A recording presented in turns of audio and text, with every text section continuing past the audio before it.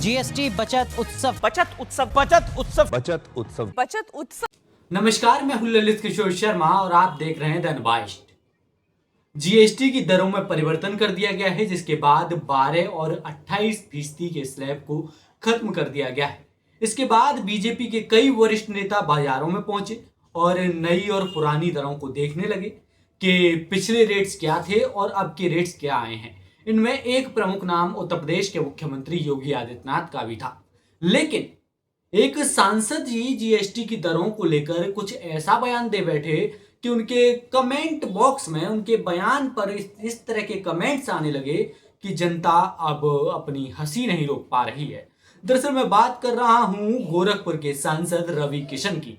सांसद जी ने ऐसा बयान दे दिया कि अब जनता हंसे हंसे हंसे ही जा रही है, क्योंकि उन्होंने कहा कि जीएसटी की जो नई रेट्स लाई गई हैं, जिन रेट्स को बदलाव करके लाया गया है, जो स्लैब घटा दिए गए हैं, उसके बाद सामानों पर 50% की छूट मिल जाएगी।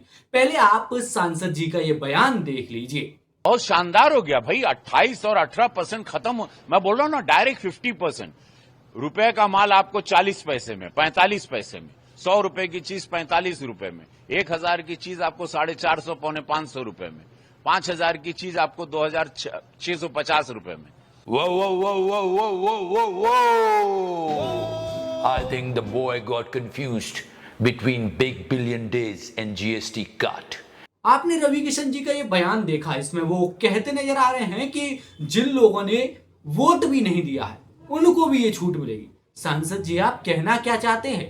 ये सरकार है केंद्र सरकार। केंद्र सरकार पूरे देश की होती है, जिन्होंने वोट दिया है उसकी नहीं। ये बीजेपी की सरकार नहीं, केंद्र की सरकार है। आपको ये समझना होगा कि कई राजनीतिक पार्टियों से मिलकर आपकी पार्टी जो है केंद्र में आई है।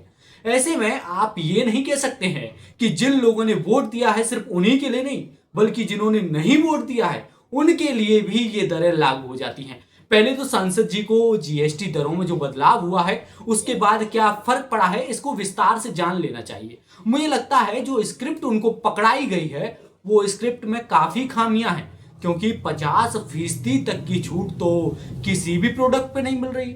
50% तो जीएसटी था ही नहीं।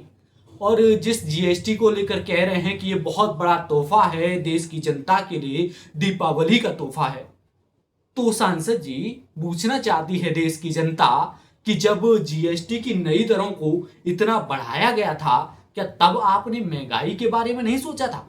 उस समय विपक्ष चीखता रहा, चिल्लाता रहा, लेकिन आप नहीं माने। संसद में इस प्रकार की कई चर्चाएं हुई, लेकिन उसके बाद भी जीएसटी 28% तक कर दिया गया। क्या उस वक्त तक महंगाई की बात नहीं हो रही थी?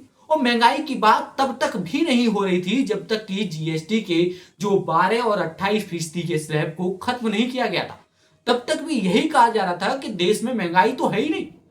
भारत के ऐसे प्रधानमंत्री हैं जिन्होंने महंगाई को कंट्रोल किया है, दूसरे देश के नेता नहीं कर पा रहे हैं, लेकिन प्रधानमंत्री ने कर दिखाया। इस तरह के बयान सामने आ रहे थे। लेकिन जब जीएसटी की दरों में बदलाव हुआ, 2 स्लैब हटाए गए जो कि काफी बड़े थे, तब ये बयान कुछ अलग ही नजर आ रहा है।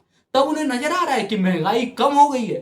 भाई साहब, आपके हिसाब से तो महंगाई थी ही नहीं, फिर महंगाई कम कैसे हो गई? फिलहाल इस पर आपकी क्या प्रतिक्रिया है, आप भी जरूर बताइए। बहुत बहुत धन्यवाद। मुझे क्रेडिट नहीं चाहिए। और गोदी मीडिया जनता को कैसे मूर्ख बना रहा है, सुन लो इनको। जीएसटी बचत उत्सव। बचत उत्सव, बचत उत्सव, बचत उत्सव, बचत उत्सव। अबे किसकी बचत? अंबानी और मिस्टर ए की। Did you get my point?